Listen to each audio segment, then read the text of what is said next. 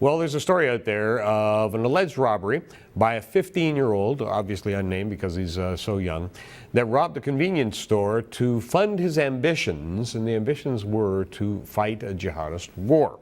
And he's been charged with terrorism, I think the youngest ever. So Tarek Fatah joins us on this whole story, Toronto Sun columnist. Tarek, great to have you here.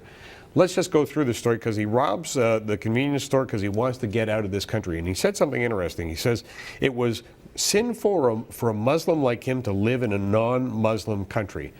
What is he talking about? Well, it is the belief in Sharia that a Muslim should not live in a non-Muslim area.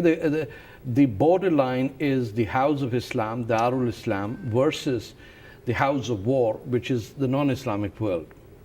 It's clear-cut identification. Some people are honest about it, like this young fella. Others are dishonest because they have to fool the rest of you.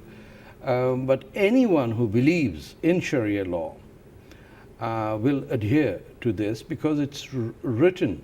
It's a long practice that Muslims should not live where non-Muslims are a majority. In 18th century India, there was a very large movement asking all Indians to move to Afghanistan. Many died. The creation of Pakistan was primarily based on this. We can't live if Hindus are a majority, so cut it up and carve it off separately. Carve out something separate. So is this something that's preached from the pulpits? It's not. It is a fundamental belief. It is part of the Muslim ethos since the first dynasty of the Umayyads, which is the real expansion of Islam from 650 to 7. But there's a lot of Muslim people that live in the country. Do they all believe this? They don't believe this because they don't know much about the theology. Most Muslims have never read the Quran. I'm serious. It's in Arabic. 80% of Muslims are non-Arabs. The English translations are compiled in a way that it is not chronological in order.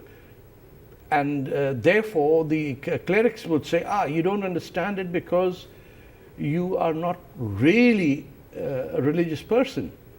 The fact is that the chapters are not in chronology. Okay, so this kid, young, impressionable, he's understanding that he has to get out of this country. He got radicalized not by anything other than his belief. But it doesn't say, okay, so now what's interesting about this story is apparently he came home without a backpack, and his dad went out and looking for the backpack, found it full of money, and then took the backpack and the kid, presumably, to the police and turned his own son in. Would the father have been aware that the child had been learning something along these lines? It's a big tragedy. This generation of parents who have been lectured by their own parents and by their children as well. You come here, your child has a better command of the English language and is more integrated than you are. Most people who migrate here would not want to go and live under an Islamic theocracy. To his credit, this father, though, knew what the kid had done was wrong. Yes. Hats off to him. Not many would do that because it is the children who are coaching their parents what to do. I know of sons who have told their parents not to take mortgages and go to rental housing because taking a mortgage is un-Islamic. Or not to sleep on beds because it is un-Islamic to sleep on beds, sleep on the floor. And where are they getting this information? Because apparently this 15-year-old... Well, no, this 15-year-old had a Facebook contact with... Every urban school has a Muslim Brotherhood office in it. It's called a prayer room. Right. Yeah, and they who can do you get there think? collectively to talk about Who things. do you think, Zoroastrians and Taoists go over there during school day? You think cafeterias are sorted out for Jews to have the midday prayers? No. No. All of these are run by the Muslim Students Association, a recognized, designated support group of the Muslim Brotherhood since the 60s. In the Cold War, they served for the West as being anti-communist, anti-nationalist. They would spy on Muslim students who had left-wing or nationalist leanings, and and now the chickens have come home to roost. They are everywhere in every campus, every urban school in North America, where there's and most urban centers in North America have significant Muslim population. What you're suggesting is this is pervasive, and yet you get somebody, the Prime Minister, for instance, was thanking a Muslim group for their stand against terrorism. He was talking to the Ahmadiyya Muslim Jamaat and saying, we appreciate the stance you've taken against the terrorist attacks that happened, in Ottawa and in Quebec. Every Muslim group condemned terrorism. That's the wrong question. Which Muslim group has said categorically that jihad is a doctrine of the past? To their credit, the Ahmadiyyas say that, but that's because they are a tiny persecuted minority wherever they lived, and they are not recognized in the Islamic world as Muslims because they claim that they have their own prophet after Muhammad, that's Prophet Ahmad, who came in the 19th century to India.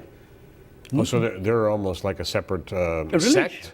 I would say completely different religion. I would recognize them as Muslims because they claim to be Muslims, but to be very frank, the fundamental belief of a Muslim is that after the passing away of Prophet Muhammad, there are going to be no more. But we know that that's not the case, and that there's a difference between the theologies of Shia Muslims and Sunni Muslims. There's not much of a difference. Then why is there such a conflict between the two? Because they are primitive, medieval, and have found the Industrial Revolution bypassed them completely. And they have nothing to show off as their contribution since the 15th century. It's an awful life to live if you look around the room and you find absolutely nothing that you can say, the television camera, that's one of my guys who invented it. The fountain pen, no, nothing. So you're fighting about your past. They keep saying things that you don't get taught in Stanford. No, nor was this kid obviously taught properly. He got it in some other influence. There are hundreds of these kids out there.